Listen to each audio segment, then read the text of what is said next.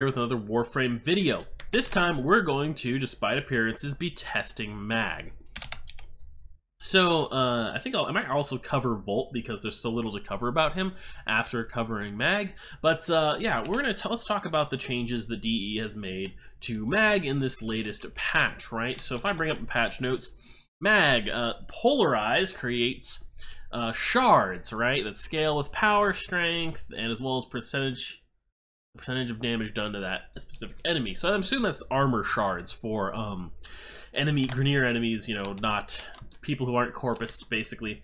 She's also had her base energy pool increased, as you can see here. I think I have max prime flow on her. Yeah, it's not max, it's one short of max. I'll have to fix that someday. But yeah, a 700 energy pool. You can actually get a little bit higher than that. Very nice.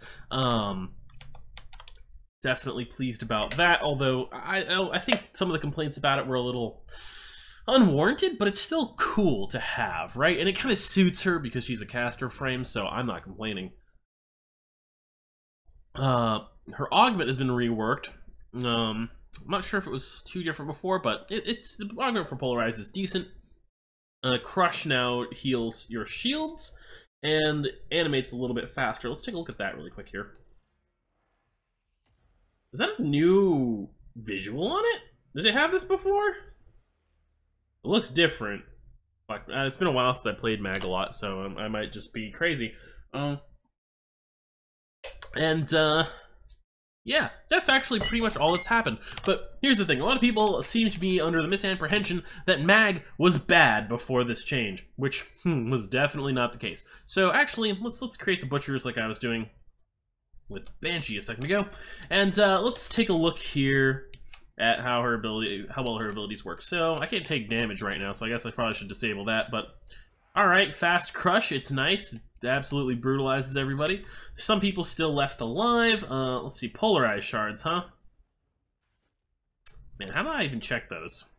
I'm not sure if I have a good way to test those. I think it enhanced the damage on Crush, if I recall correctly. Never really paid attention to it, since it didn't actually, you know, matter. But let's change the settings on this. So we'll kill all enemies.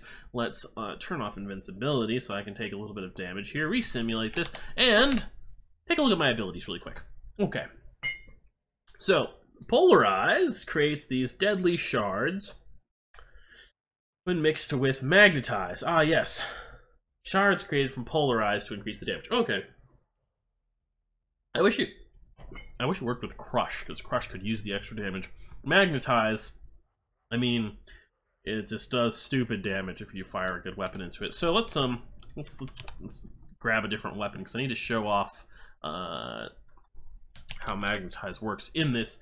I'm sure I've done this before. I feel like I've done this before at some point in some video somewhere. But, alright, let's take a look at this.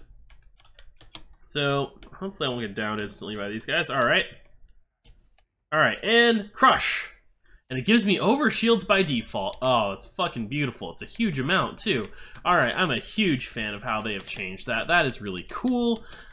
Fits her flavor. And, yeah, no complaints at all. That's great. Okay, now, let's see, you might say, like, okay, Yakri, but Mag is terrible in, you know, high-level missions, right? She can't hurt enemies in high-level missions, so what the fuck's the point? It still doesn't scale. Now, I don't know why some people think this, but there really are people who think that. And if you're one of those people, I would like you to take a moment to be shown that you were wrong. Oh crap, I didn't disable their AI. They will obliterate me if I don't pause the AI. Okay, so let's simulate that again. So let's do something here. Okay, so first off, this weapon is pretty dank. I can. Oh man, maybe I need to. Oh, it's alright, troopers. I need to pick bombards. I shouldn't be able to one-shot them. Maybe I should even like mod my Lanka to do a little less damage. Now, the thing is that I love the Lanka, and I have it really, like, truly excessively powered up. I've got a Riven for it. It's great because I like it a lot. Thing is that I need to use it or the Supra Prime, which I've similarly like juiced up to show off Magnetize, and the Lanka is the best way to do it. So I'm gonna try and do it with this anyway, even though it's a little overkill for level 120 enemies. So as you can see, all right, it hurts them a lot. It's actually think gonna kill them in one shot, but it takes a while, right? So let's turn on magnetize, right? Okay, magnetize. Now we're gonna fire a shot up here. And wow, they are obliterated, because it's a 4 times damage multiplier, right? And it turns the damage from your weapon into an AoE. Now, the Supra and the Lanka aren't the only weapons that are good in combination with this. Anything with a decent amount of punch through that fires a projectile is, okay? This is insanely good, and it's why Mag is extremely powerful even up into very high tier missions, okay? All right, so let's magnetize now. Yeah, that's a little lackluster, honestly. I think the shard thing, they're kind of overhyping that a little bit there, but it's nice. It might even be useful in lower tier missions, I think. So, you know, shrug, that's not too bad. It'll make her have a little more utility there, and of course you can still do this. Yep. And it actually sucks the bullet down into there and makes the Lanka bullet impact them. The Lanka has 5 meters of punch through, so it darts back and forth, impacting them a fuckload of times with its high projectile speed. And yeah, it does an insane amount of damage. It'll kill even much higher than level 120 enemies very easily. If you have, of course, 4x corrosive protection, you can go insanely high in missions while still insta-giving enemies with magnetize. You can also use weapons that deal far less damage than the Lanka and still get great results because of the 4 times damage multiplier. Now keep in mind that, of course, what happens is that the damage from the weapon that goes into magnetize gets turned into a dot, but the projectile also whips around inside there and hits enemies. So it does behoove you to use a high damage weapon to a certain extent, but anything with like a lot of projectiles and a lot of punch through can work pretty well. I haven't tried bows. I think they would work well, but maybe not. The Lanka and Supra are particularly fantastic. I'm sure some other people know of some good things to use with them, but I love these weapons, so I use them with magnetize all the time. All right, so basically, I'm super happy with where Mag is right now. Crush is pretty good with its shield boosting utility. I don't know if that animation is actually new. It sounds different too, but it could just be because it's been a while since I've played Warframe a lot, and I'm forgetting it. But yeah. All of her abilities are in a pretty good place, I would say. Now let's move on to Volt really quick, because we only need to talk about one thing that Volt has, and that was his Vottle.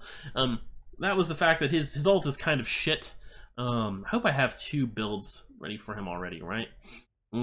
This one has a little bit better power strength. Still no range. I guess I'll just swap something out here. Get rid of Rush, because I usually like to use Volt as like a mobility button to just move around randomly, right?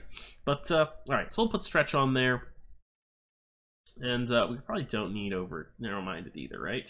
Take Narrow-Minded off, slap on Prime Continuity instead of Continuity, and what else do I have in here? Power Drift, yeah, right? A bit of extra power strength. Alright, that's good, that's good. Alright, so let's try Volt out. I don't know how well he's going to do versus these super high-level enemies, but let's just check his ult out there first. So what they've changed in his ult is that it had a damage cap. So if the more enemies you chain together in a pile, right, with his ultimate, the more damage it does. And what they did was they capped it. So basically, if you hit a lot of enemies, if you used it ideally, I'm not sure what's up with that bug. If you used it very effectively, it would be shit. It would just disable itself and not be effective. So it was very counterintuitive and irritating to use. So this is pretty good, honestly. Let's see here. What they've done is they've made it more powerful near the center, and farther out enemies aren't hit very hard by this ability. Pretty good duration, so it stuns for 7.9 seconds with mods. Well, let's look at it without mods. Yeah, pretty decent stats.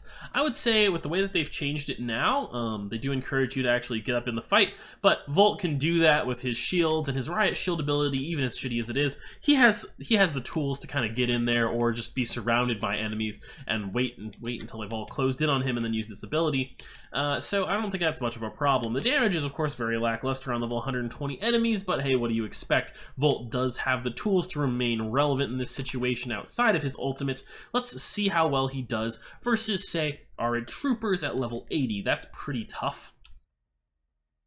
Alright, so let's take a look here at these guys. And we'll turn on... Nah, I guess I'll leave them paused. It's hard to group even more of them than this up, but I'd kind of like to. Oh well. Okay, so let's see how this does.